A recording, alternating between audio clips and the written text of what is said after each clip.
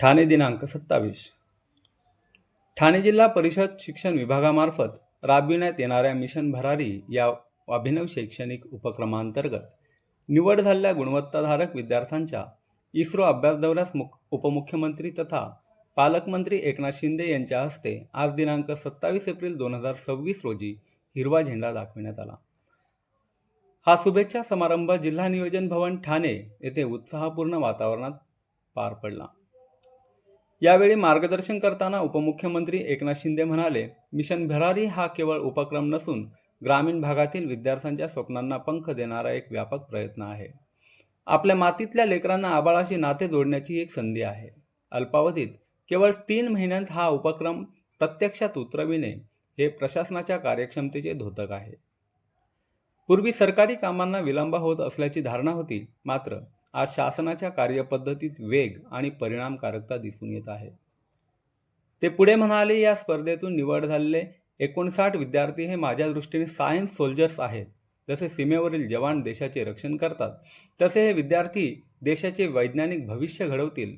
विज्ञान म्हणजे केवळ माहिती नसून जिज्ञासा आणि प्रश्न विचारण्याची वृत्ती आहे का? हा प्रश्न विचारण्याची सवय जोपासा, हीच सवय तुमच्या मोठ्या शोधापर्यंत घेऊन जाईल। ही सहल केवळ पर्यटन नसून प्रत्यक्ष विज्ञानाचा अनुभव देणारी आहे।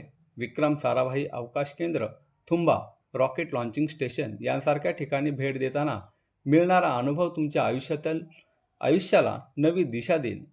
शाळेतील 365 दिवसांच्या शिक्षणा इतकेच हे काही दिवस महत्त्वाचे ठरणार आहेत, असेही त्यांनी यावेळी नमूद केले। तसेच ग्रामीण भागात अपार क्षमता आहे। योग्य संधी आणि व्यासपीठ दिल्यास ही मुलेही आंतरराष्ट्रीय स्तरावर झेप घेऊ शकतात।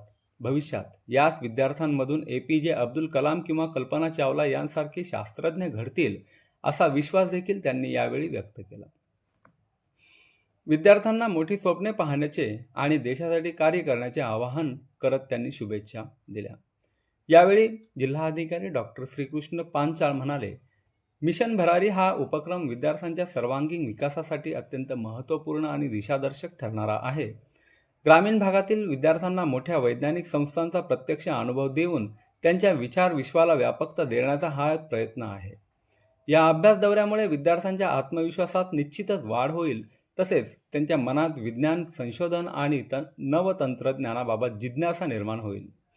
पाठ्यपुस्तकातील ज्ञानापुरते मर्यादित न राहता प्रत्यक्ष अनुभवातून शिकण्याची संधी मिळाल्याने त्यांच्या शैक्षणिक वाटचालीला नवी दिशा मिळेल।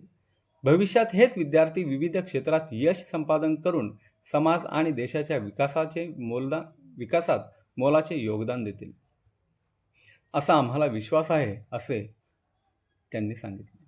या कार्यक्रमास विधान परिषद सदस्य निरंजन डावकरे, ज्ञानेश्वर म्हात्रे, विधानसभा सदस्य किसन कथोरे, डॉक्टर बालाजी किनीकर, शांताराम मोरे, राजेश मोरे, पालक सचिव ठाणे नवीन सोना, मुख्य कार्यकारी अधिकारी रणजित यादव, अप्पर जिल्हाधिकारी हरिश्चंद्र बा पाटील, निवासी उपजिल्हाधिकारी डॉक्टर संदीप माने, अतिरिक्त मुख्य कार्यकारी अधिकारी अजिंक्य पवार, प्रांताधिकारी उर्मिला पाटील, जिल्हा नियोजन अधिकारी वैभव कुलकर्णी, उपमुख्य कार्यकारी अधिकारी अविनाश फडतरे, प्रमोद काळे, शिक्षणाधिकारी प्राथमिक शिक्षणाधिकारी बाळासाहेब राक्षे, कार्यक्रम अधिकारी संजय बागुल तसेच विविध मान्यवर व अधिकारी कर्मचारी यावेळी उपस्थित होते।